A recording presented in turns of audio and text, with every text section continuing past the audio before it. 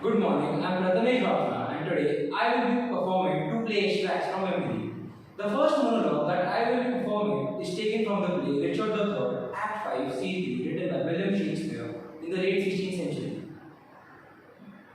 In this play, Richard of Gloucester wants to be king of England and uses manipulation and deceit to achieve his goals.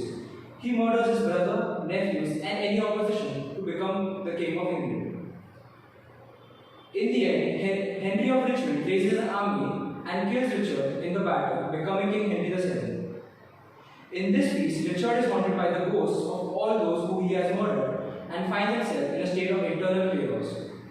This piece revolves around the themes of trauma and regret.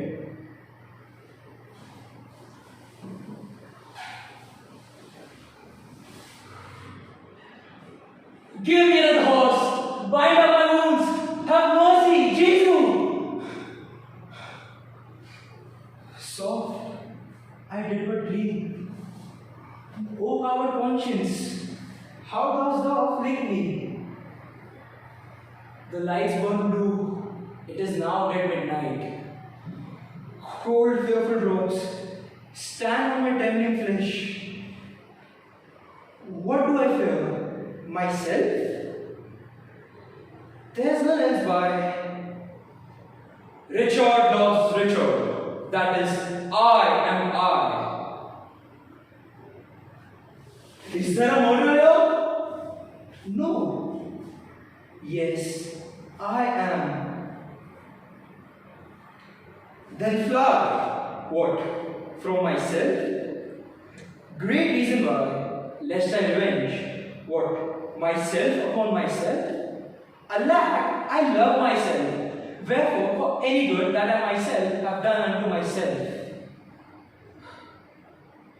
Oh no! Alas! I rather hate myself for hateful deeds committed by myself. I am a villain, yet I lie, I am not.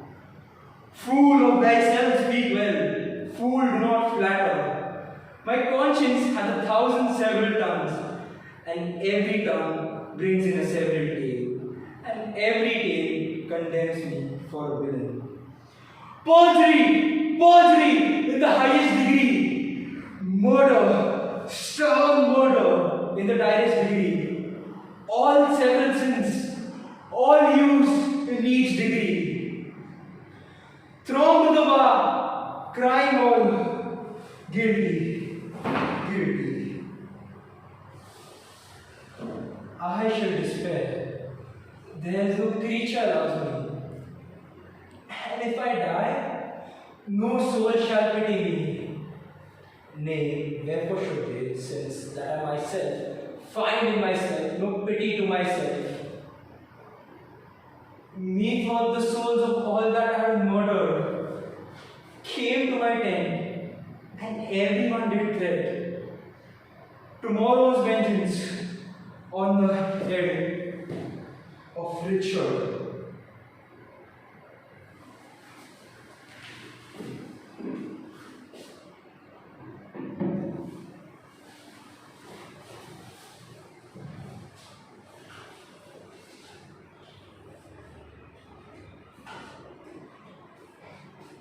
The contrasting piece that I will be performing is taken from the full-length play Flowers in the Desert. In this piece, I will be playing the character of Link, a boy who falls in love with Shelley, a girl from the group home. She is a self-declared teenage beauty queen who appears very in love with herself on the outside, yet feels quite different on the inside. This monologue delves on the themes of belief and conviction. Unlike the character of Richard III, who lacks self-confidence and self-esteem.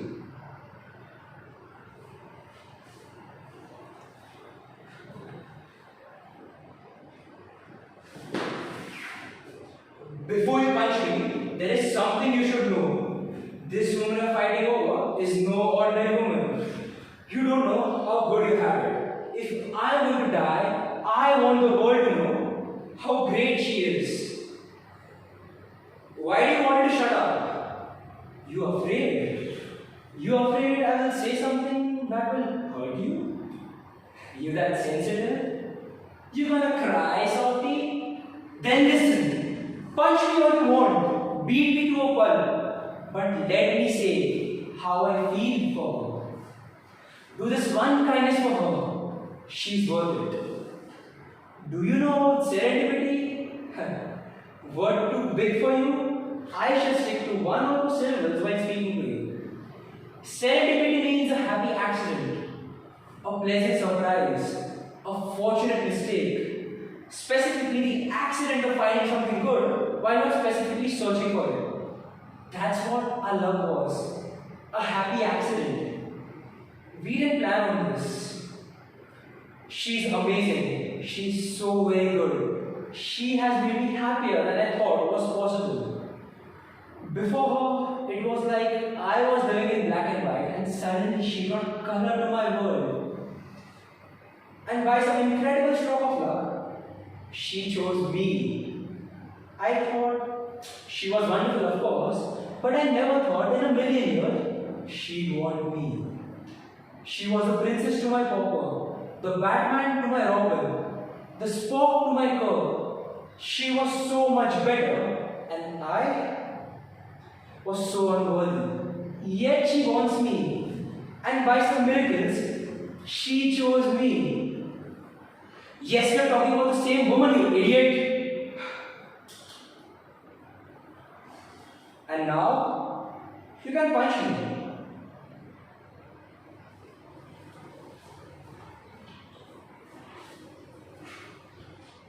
I will be performing a devised reworking based on my character, Lincoln Jefferson Jones. In this piece, Link and Sherry are getting married, and Link is exchanging his vows with Sherry. But suddenly, he is interrupted by an unexpected guest.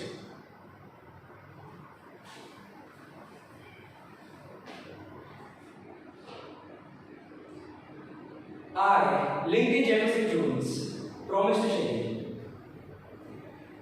They say destinies are an outcome of your deeds. Perhaps it is true. When I came out of juvie to do community service, I always wondered why has God chose me to do all these unnecessary jobs.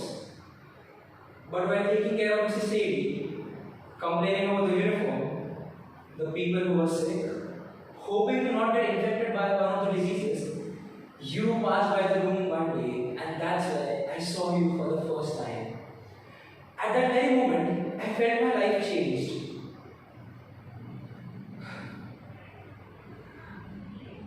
Before that, I always complained why I had to do service at first place, but you changed all that for me. I started liking community service and looked forward to it, just so that I could see you someday and start talking to you. You have no idea how much my heart was racing when I gave you the flowers the first time. And when you accepted those, I knew that you were the one. I felt like I had found my better half. Apart from being a husband, I promise I'll be your best friend, whom you can share your problems with without any hesitation. Shelly, I promise I'll be always there for you, no matter what. You'll always have a shoulder to cry on in your difficult times. I promise to help you achieve your goals and your dreams and have all the happiness in the world. Shelly, I promise to love you till forever can be and time stands still. Having said all this, all I have to ask is the one question that matters the most. Shelly, will you accept me as your lover? Us? You? Why are you here? I thought everything was clear between us after we sorted the problems out.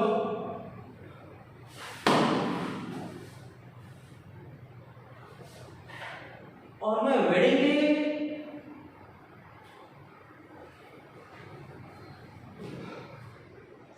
I will be performing an improvisation based on my character Link. In this, Link has sent a text message to the wrong person, and the wrong person has come to fight with him. I have to enact how Link reflects the situation.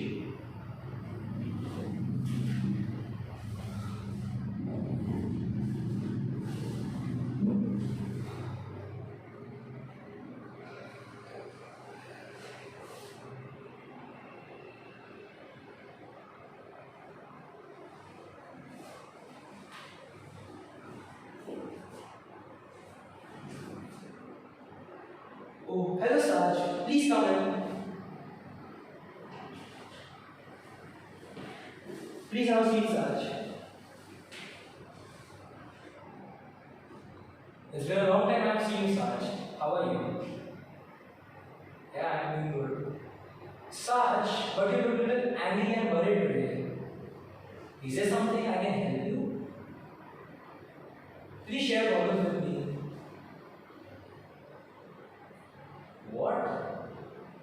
Someone texted a message to Ma saying he loves him and he wants to live with her forever. Oh, you're joking, right? No. Please tell me his name so I can do something. I'm sure I can help you.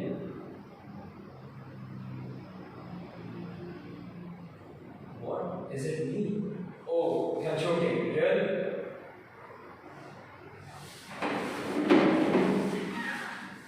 Please stop getting angry, Saj. I didn't do anything. In fact, I didn't send a message to Ma. Should I check it in my phone? Easy.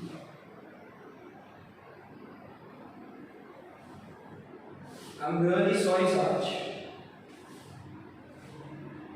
That message was for Shelly. Our wedding anniversary is next month, so she always used to complain I never showed love to her. I'm really sorry, this message was sent to Ma by mistake. Shelly, he's saying the truth, but I can explain. This message was for you. In this message, I wrote all the things that we spent from the past and till our wedding, yeah. But I promised that message for you. And even you know that I won't ever betray you. Saj, please forget all that and let's have a glass of wine.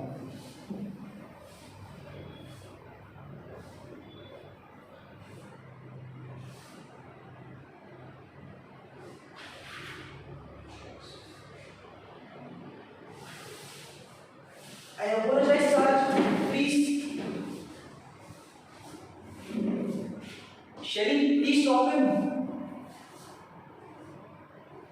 Shelly. Saj, I apologize to you and Ma, but please forgive me.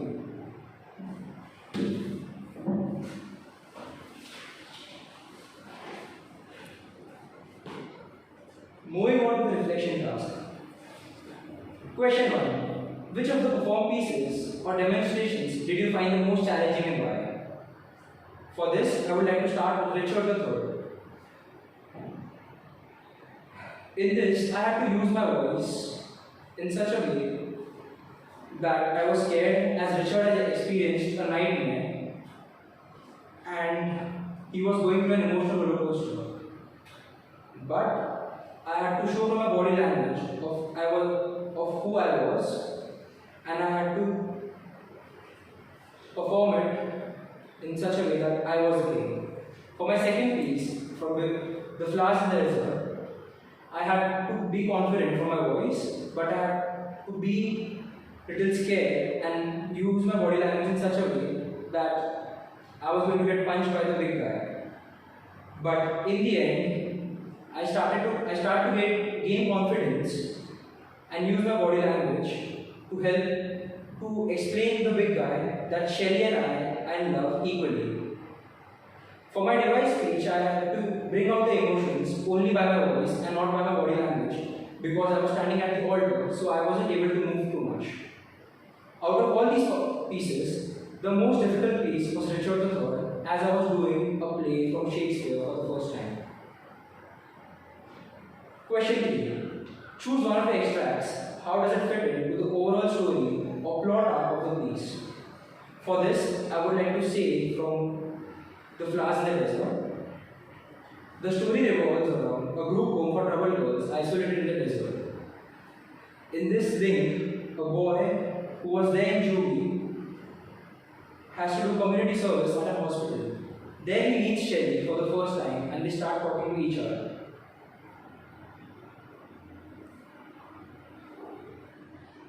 They start talking to each other and start to get close and start dating each other. Before the wedding, my monologue takes place where I have to explain the big guy that Shelley and I are in love equally and it's not one-sided. After I explain the big guy that we both are in love with each other and we are planning to get married, Shelley's flight has been delayed and Link hopes that Shelley would not make it. Link thinks that Shelley would not make it to the wedding. But in the end, we get to know Link and Shelley are happily married. Question 4. How did you decide on a staging for one of the performed pieces? What other options did you try? For this, I would like to speak about Richard III. The chair I was sitting on was my bed. To my right was a table where the food and water was kept. To my right was a wall where the paintings of Richard were kept. Towards the corners were the fire lamps to provide light. Towards the left was the map and the strategies that was planned to use in the war. Towards the back was the armor, my swords and my headgear that I was going to wear for the war. And in the front was the opening of the tent. I tried many angles. One of them was I tried to keep my chair or my bed in the left or to the side so that I can use my space to imagine the ghosts. But as I had to turn in the piece and my body language wasn't visible, so I kept it in the center. Question 5. What new skills have you learned in your preparation for today? How did you apply them in your performance?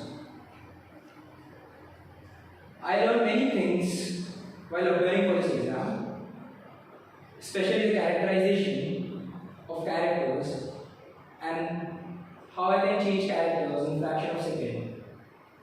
I learned many vocal techniques, physical techniques, and how I can imagine the background and imaginary setting of the scenes.